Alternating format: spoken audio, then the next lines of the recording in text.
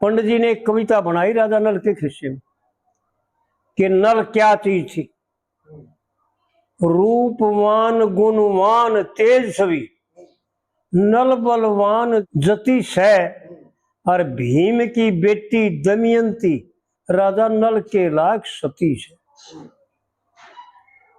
वेद शास्त्र उपनिषदों का पूर्ण ज्ञान था और तप करता, इंद्रिय बस करता, सच्चा ध्यान था, सच्चा ध्यान से, और गौ ब्राह्मण साधु का प्यारा, करे यज्ञ दान से, और युद्ध करता महारथी तेजस्वी, देखे न्यू बलवान से, और देवता तृपत हो यज्ञ हवन से, ज्ञान की परम गति से।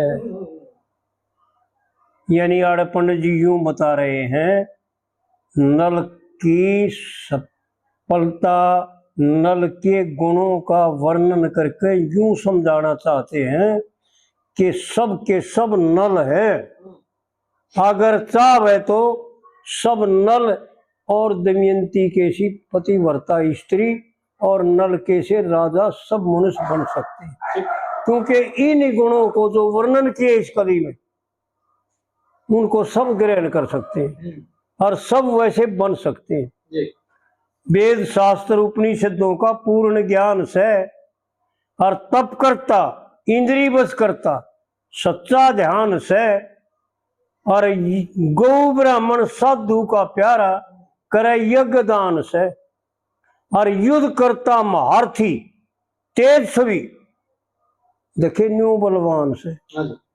तेज जब आवेगा जब विषयों का त्याग करेगा, अपने आप आ जाएगा, कहीं से ले आना नहीं पड़ेगा, और बुद्धि कहीं से ले आनी नहीं पड़ेगी, वो उपदेश करेगी, वो मार्ग दिखावेगी इसको, जो मार्ग शास्त्रों से भी ऊपर का है जी।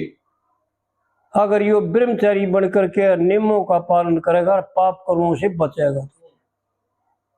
और फिर दूसरी कली में बहुत गजब की बातें बताओ पंडित जी ने वो बातें बता रखी हैं कि अगर आदमी समझ लेवे और उनको क्रियात्मक रूप दे करके धारण कर लेवे तो राजा नल बन जाए, यानी संसार में उसके सामने कोई अड़ने वाला नहीं रहेगा। यानी वो गुण बता रखे हैं मनुष्य, हर एक मनुष्य में ये गुण होने चाहिए, इसलिए इनका वर्णन करे। तो राजा नल का वर्णन करके किसी की तारीफ नहीं करता, यानी किसी को नहीं दिखाता नहीं कि वो ऐसा था, केवल इसलिए बताए जा रहे हैं कि ऐसे हो सकता है, तू भी वैसा बन सकता है। यज्ञ हवन तप भजन व्रत से हरगिज नहीं फिरेगा, अहिंसक दृढ़व्रती, देखिए धर्म से नहीं गिरेगा, धर्म से नहीं हरगिज नहीं, धर्म से नहीं गिरेगा, और धर्म में विघ्न डालने वाला पाप का दंड भरेगा, और इसे पुरुष ने जो बैर करे वो अपने आप मरेगा। बहुत गजब की बातें बता रखी, करके देख ले भाई जी। कोई अड़निया पा जाना अपने आप मरेगा। पंडित जी ने बकवा ना रखी, बक नहीं रखे रू खाम खा वो कली पूरी कर रखी हो, ऐसा है शास्त्रों में, ऐसा परमात्मा का मत है, परमात्मा का कथन है। जब यो इतना तेजस्वी हो जाएगा और इतना धर्म पर अटल हो जाएगा तो धर्म में विघ्न डालने वाला जो भी इसके सामने होगा ना वो अपने कर्मों का दंड भरेगा, उसको तुरंत नतीजा मिलेगा। और जो इसे पुरुष से बैर करना चाहोगा ना वो अपने आप मर जाएगा।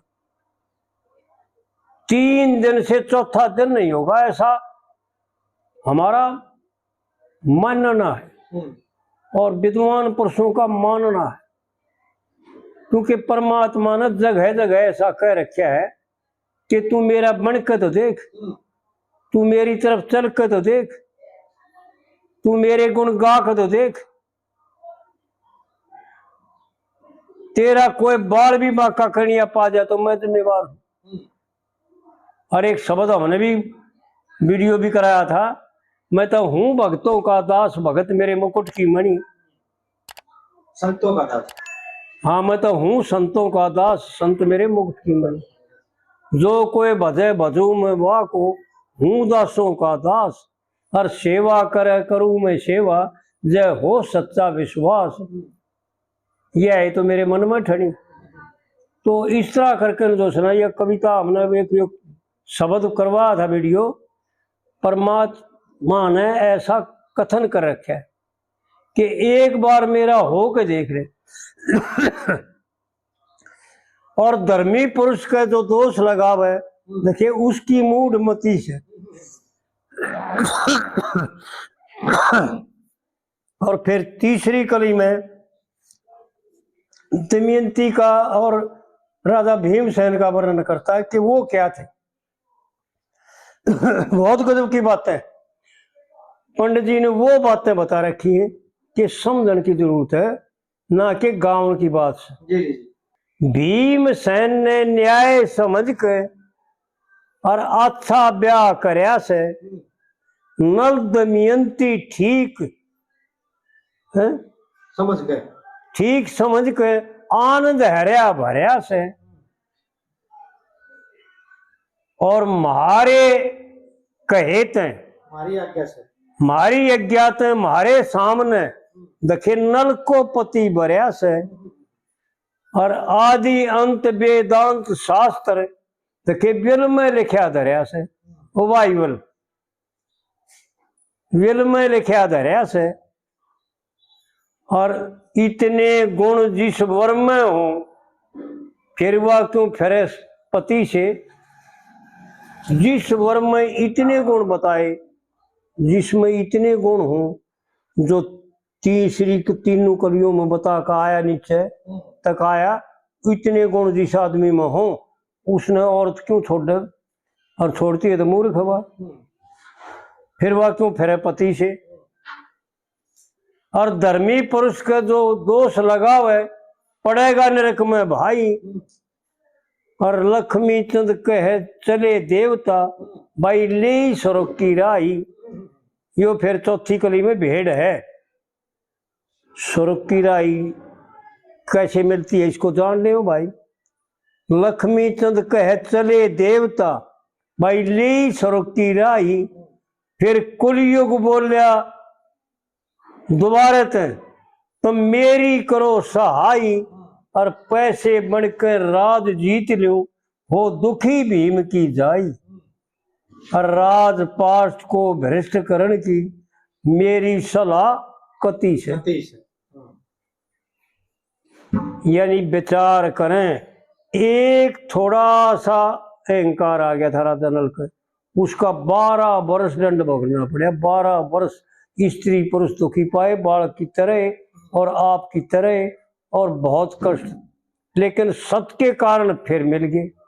सत्य नहीं छोड़ा, अपना कर्म नहीं छोड़ा, धर्म से गिरे नहीं। इसलिए जो सुना कुलयुग ने और पुष्कर ने पांव पकड़ के माफी मांगनी पड़ी। न्यू को नहीं, न्यू लिया करके भाई अपना यो राज संभाल, भाई मेरी तो गलती हो रही।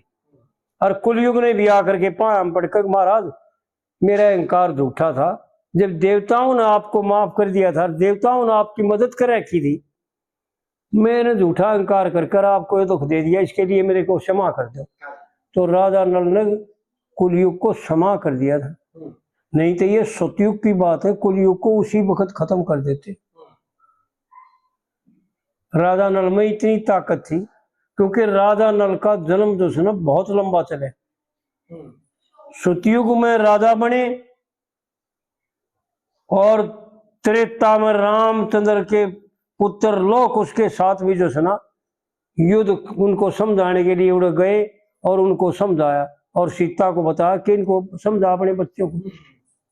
वहां भी थे इतने दोनों भी, नल और दमयंती। क्योंकि धर्म और लज्जा, धर्म की पत्नी का नाम लज्जा, वो उनकी कभी मृत्यु होती है नहीं।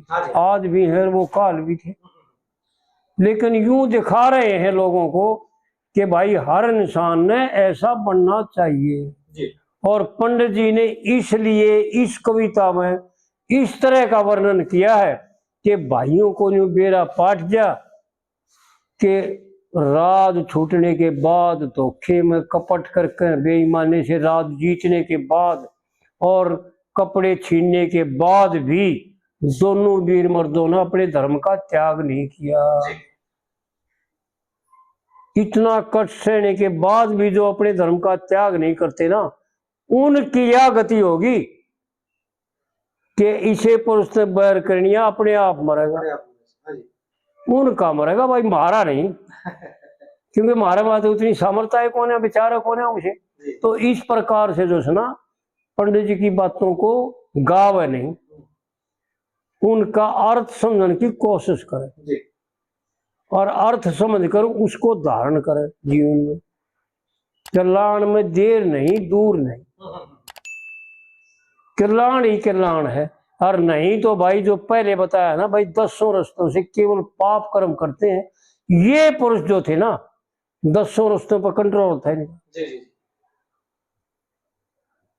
कोई रास्ता इनके काबू तो बाहर नहीं। बहुत दृष्टि पवित्र थी और गंध और सुगंध को दोनों सामान मानते थे। हम गंध से नफरत करते हैं और सुगंध को ग्रहण करने में बहुत मस्त हो जाते हैं, साढ़े पाप कर्म बन जाता है। ये छोटी छोटी बात है, इनको समझ लेना और उनका समझ करके कोई से तो नफरत नहीं करनी, ना तो सुगंध से हर्ष करना और ना गंदगी से नफरत करनी, बस इतना ही खेल। पापी से कोई नफरत नहीं, केवल पाप से नफरत है। इसी प्रकार उसको ग्रहण ना करे, उससे नफरत भी ना करे। भाई परमात्मा के रहते हुए हैं दोनों, गंध भी परमात्मा न रहती, सुगंध भी परमात्मा न रहती, फिर उससे नफरत करने वाला परमात्मा कैसे हो सकता है? अगर परमात्मा बनना है तो दोनों तेरे हित है, ये जीव परमात्मा का रस है।